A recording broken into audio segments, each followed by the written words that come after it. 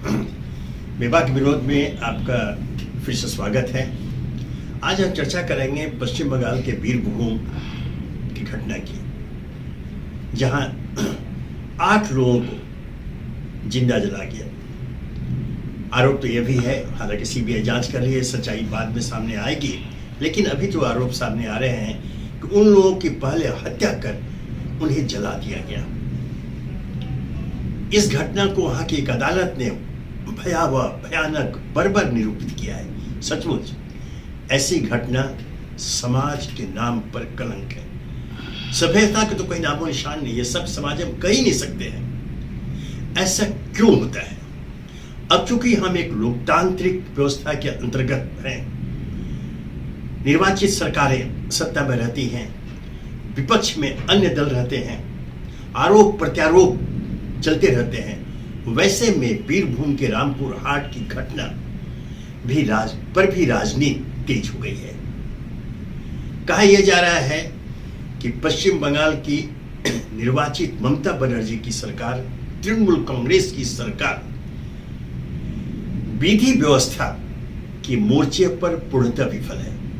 यहां मैं यह बताना चाहूंगा बहुत पीड़ा के साथ, पश्चिम बंगाल में जब भी ये कानून व्यवस्था की बात आती है तो एक पूर्वाग्रह के लोगों के मन में आ जाता है कि साहब वहां तो ऐसी घटनाएं आम है। ऐसा आखिर क्यों? ध्यान रहे, पिछले जब विधानसभा चुनाव वहां हुए तो विधानसभा चुनाव के दौरान हिंसा की घटनाएं हुई, और अब दुखद रूप से चुनाव के बाद हिंसा की घटनाएं हो रही हैं। तो फिर इस पर सियासत स्वाभाविक है। कहा तो यहां तक जा रहा है कि शायद यह घटना जानबूझकर पश्चिम बंगाल की ममता बनर्जी की सरकार को बदनाम करने के लिए किया गया। हालांकि ज्यादातर लोग इससे सहमत नहीं होंगे कि एक सरकार को बदनाम करने के लिए ऐसी बर्बर नृशंस घटना हो, लेकिन मैंने कहा कि राजनीति में आजकल, वर्तमान राजनीति में जब हर चीज संभव दिखाई देता है, यह असंभव तो कदापि नहीं है। फिर दोहरा दूं, चूंकि सीबीआई घटना की जांच कर रही है, सच्चाई सामने आएगी, लेकिन तत्काल इसकी आड़ में इस बीरभूम के बहाने वहां की सरकार को अपदस्थ करने की जो मांग शुरू हुई है वह निंदनीय है। और तो और पश्चिम बंगाल के राज्यपाल धनखड़ स्वयं सार्वजनिक रूप से पूरे पश्चिम बंगाल प्रदेश में अराजक वातावरण को चिन्हित कर रहे हैं। यह अत्यंत दुखद है। एक संवैधानिक पद पर बैठा हुआ व्यक्ति, प्रदेश का राज्यपाल, दलगत राजनीति के आधार पर राजभवन में बैठ करके अपनी ही सरकार में, देखा सरकार का मुखिया हुआ है, अपनी ही सरकार की आलोचना करें और उसे अराजक बताए। ऐसा पश्चिम बंगाल में हो रहा है, तो इस पर चिंतन मनन स्वाभाविक है। आखिर क्यों? आखिर ममता बनर्जी की निर्वाचित सरकार को अपदस्थ करने की साजिश क्यों?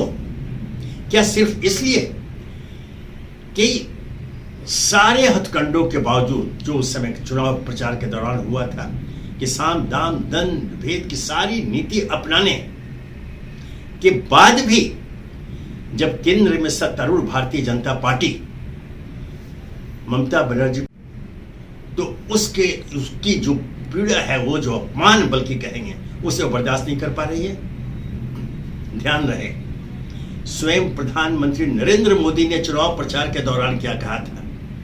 1 मई दीदी गई। यह प्रधानमंत्री नरेंद्र मोदी ने कहा था। 1 मई को चुनाव परिणाम आने वाले थे, वो पहले से कह दिया, लेकिन ऐसा हुआ नहीं। दीदी पुनः आई और भी ज्यादा ताकतवर होकर के आई। शायद इसे हमारे प्रधानमंत्री सहित उनके पार्टी, भारतीय जनता पार्टी के लोग बर्दाश्त नहीं कर पा रहे हैं। तो ठीक है, आप जरूर, एक वहां की सरकार जो बन गई है, सरकार चल रही है, आप उसके क्रियाकलापों को लेकर के आरोप लगाएं। यह भी सही है, बिल्कुल मैं सहमत हूं कि वहां की जो कानून व्यवस्था की स्थिति है वो सामान्य नहीं है। और ये आज की बात नहीं है, आप पश्चिम बंगाल के इतिहास उठाकर देख लें। इस मोर्चे पर, कानून व्यवस्था के मोर्चे पर पश्चिम बंगाल हमेशा कटघरे में रहा है।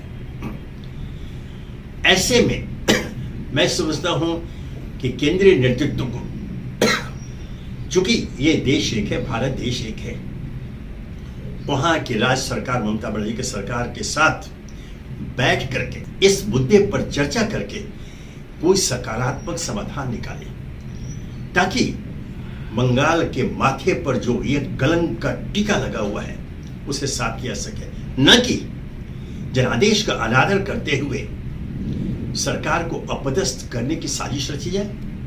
ऐसा नहीं होना चाहिए। मैं फिर दोहरा दूं, चूंकि रामपुर हाट की घटना कि जहां सीबीआई कर रही है, कई गिरफ्तारियां हुई हैं, सच्चाई सामने आएगी, लेकिन उसमें जो सर्वाधिक दुखद बात यह है कि गिरफ्तार व्यक्तियों में अधिक लोग, अधिकांशतः सत्तारूढ़ तृणमूल कांग्रेस के हैं। ऐसा क्यों? ऐसे में अगर ममता बनर्जी की सरकार के ऊपर आरोप लगते हैं तो गलत तो नहीं है? ममता बनर्जी को इसका जवाब देना होगा कि उनके दल के लोग हिंसा में कैसे संलिप्त थे। इसका जवाब तो देश को चाहिए। ऐसे में ममता बनर्जी के ऊपर बहुत बड़ी जिम्मेदारी आती है कि वो अपने सरकार की छवि में सुधार करें। रही बात राज्यपाल की भूमिका की, बहुत ही पीड़ा के साथ मैं याद दिलाना चाहूंगा, एक बार जब उत्तर प्रदेश में रोमेश भंडारी नाम के राज्यपाल हुआ करते थे, बहुत ही कुख्यात हुए थे अपने आचरण से, अपने निर्णयों के कारण, उन्होंने वहां की निर्वाचित सरकार को बर्खास्त किया था। तब अटल बिहारी वाजपेयी लखनऊ में धरने पर बैठे थे और उन्होंने उस समय घोषणा की थी कि जिस दिन केंद्र में हमारी सरकार आएगी, हम सरकारिया आयोग की सिफारिशों की फाइल पर पड़ी धूल को साफ कर उसे लागू करेंगे। बता दूं, उसमें अन्य बातों के अलावा राज्यपाल की नियुक्ति की पात्रता को लेकर के भी अनुशंसा थी।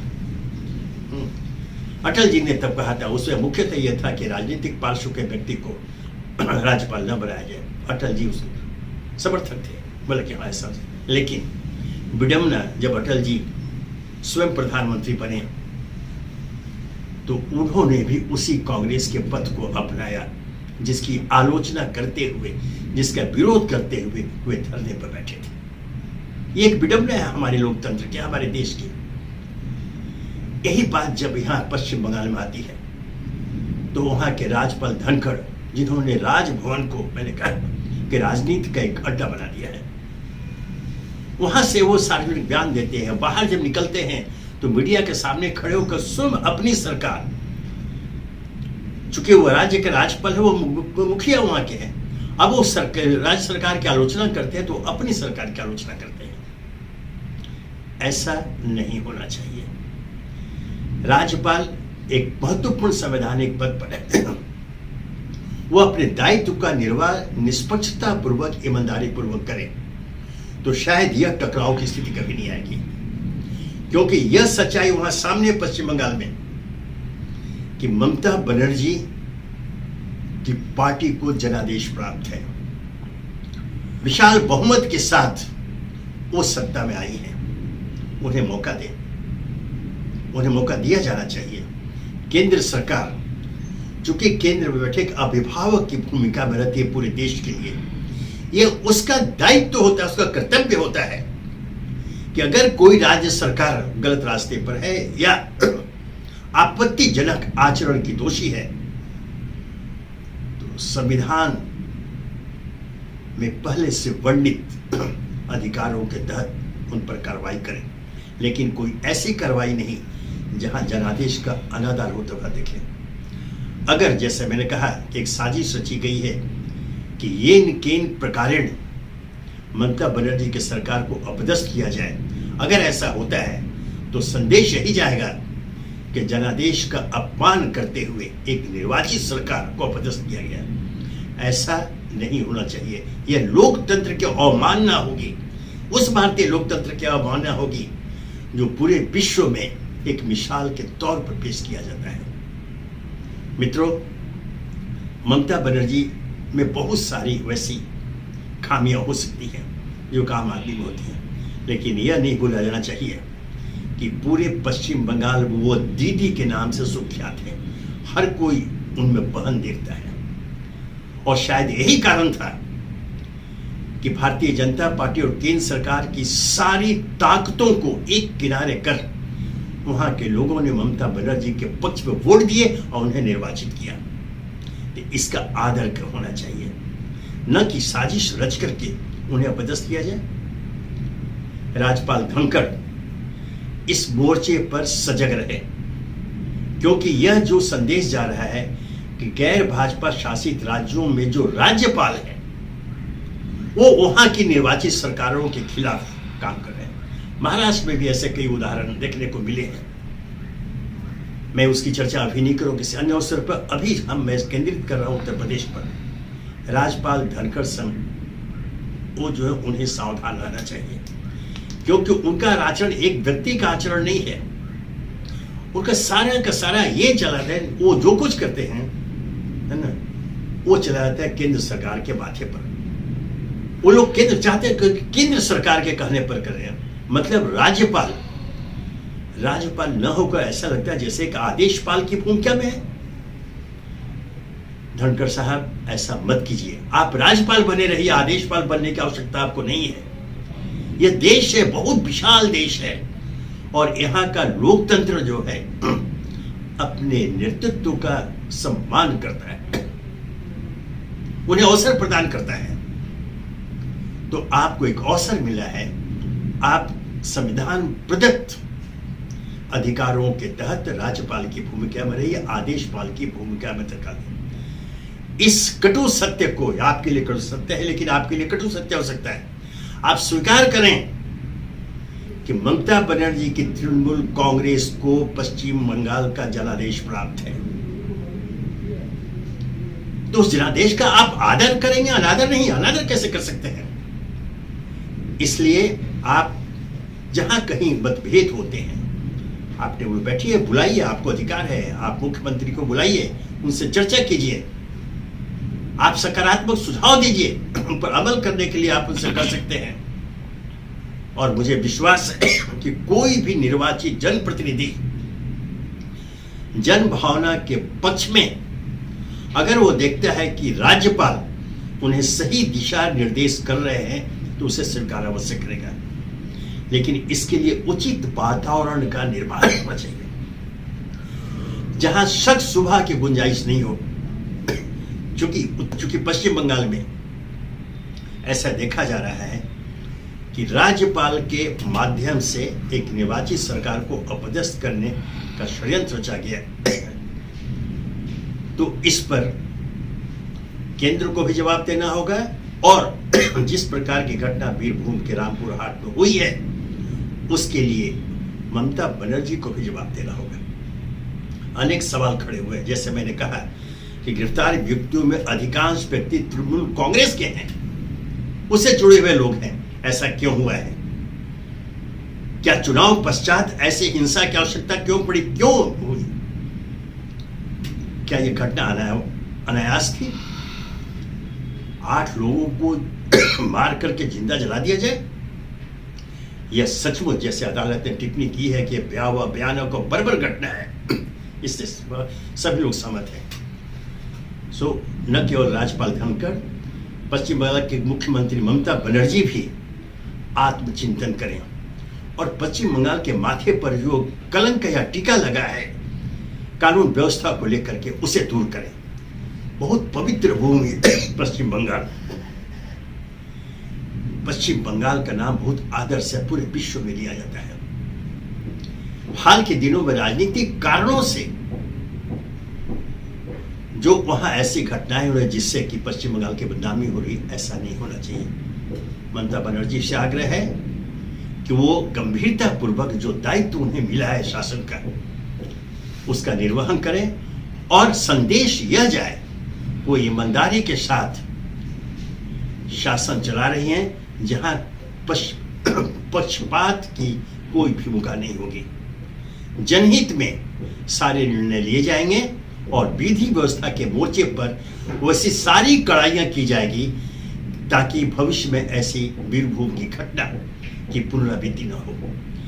दूसरी बात, राज्यपाल धनखड़ महोदय से, राज्यपाल महोदय, मैंने फिर दोहरा रहा हूं, आप राज्य के राज्यपाल हैं, राज्यपाल बने रहिए, आदेशपाल मत बनिए। बहुत विशाल देश समाज है, विशाल देश है, यहाँ के लोग आपका आदर करेंगे और आदर करते रहे। आपके भूतपूर्व होने के बाद भी कुछ ऐसा कर जाइए, न कि भूतपूर्व होने के बाद तो क्या वर्तमान आपके कार्यकाल में ही आपको लेकर के कुछ ऐसी टिप्पणियां की जाए जो कहीं भी किसी भी सभ्य समाज में उसे स्वीकार्य नहीं हो। मित्रों, यह एक ऐसा है, मैं चाहूंगा कि इस पर आम समाज में भी चर्चा हो, क्योंकि मैंने जैसे कहा कि ये राज्यपाल की भूमिका, एक बार तो ऐसा आया था कि राज्यपाल पद ही समाप्त कर दिया जाना चाहिए, कि इसकी आवश्यकता ही नहीं है। खैर, यह तो बहुत बड़ी बात होगी, ये संवैधानिक व्यवस्था की बात है, इस पर अलग से चर्चा मंथन होगी। लेकिन वर्तमान में जो राज्यपाल है वो अपने कर्तव्य दायित्व का निर्वाह ईमानदारी से संविधान प्रदत्त व्यवस्था के अंतर्गत करते रहे, न कि किसी दल विशेष को अनुग्रहित करने के लिए कदम उठाए। ऐसा नहीं होना चाहिए। धन्यवाद।